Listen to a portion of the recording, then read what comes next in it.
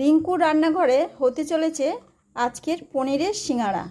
প্রথমে আমি নিয়ে নিচ্ছি 250 গ্রাম ময়দা, তারপর দিয়ে দিচ্ছি লবণ, তারপর দিয়ে দিচ্ছি খাবার সোডা আর সাদা তেল। সাদা তেলের পরিমাণটা একটু বেশি দেবেন। আর ভালো করে ময়দাটা আমার মাখা হয়ে গিয়েছে, তো আমি 10 মিনিট রেস্টে রেখে দেব। আমি দিয়ে দিচ্ছি সাদা তেল, দিয়ে দেব 5 ফোড়ন,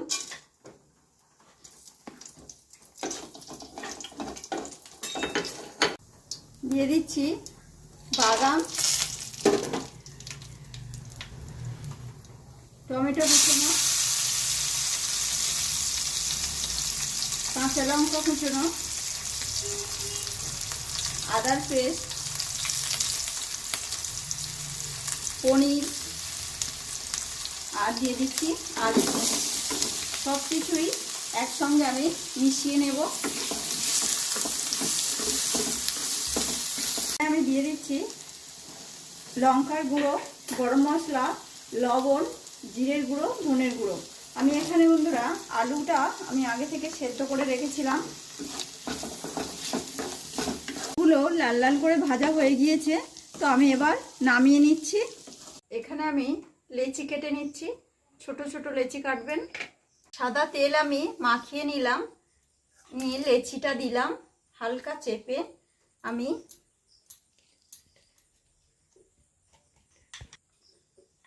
খুব বেশি আপনারা পাতলা করবেন না, এই রকম থিকনেস থাকবে, দেখতে পাচ্ছেন। নিয়ে আমি মাঝখান থেকে কেটে দিলাম।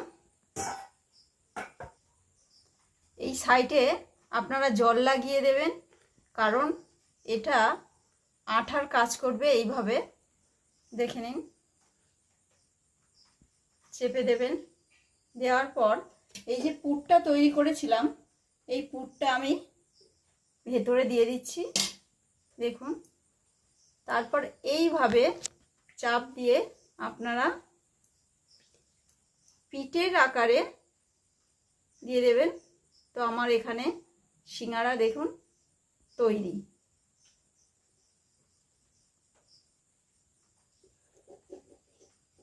দেখুন এখানে আমার সব সিঙ্গাড়াগুলো তৈরি হয়ে গিয়েছে। আর এখানে আমি 300 গ্রাম তেল নিয়েছি। তেল আমার গরম হয়ে গিয়েছে, তা আমি একে একে ছেড়ে দিচ্ছি। দেখুন তেলে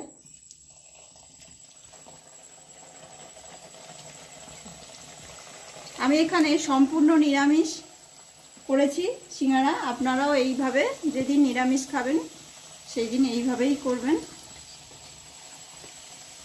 ব্রাউন কালার যখন হয়ে আসবে তখনই জানবেন সিঙ্গাড়া আমার হয়ে গিয়েছে। এই তুলে নিচ্ছি, দেখুন। দেখুন বন্ধুরা, আমার এখানে সব সিঙ্গাড়া হয়ে গিয়েছে।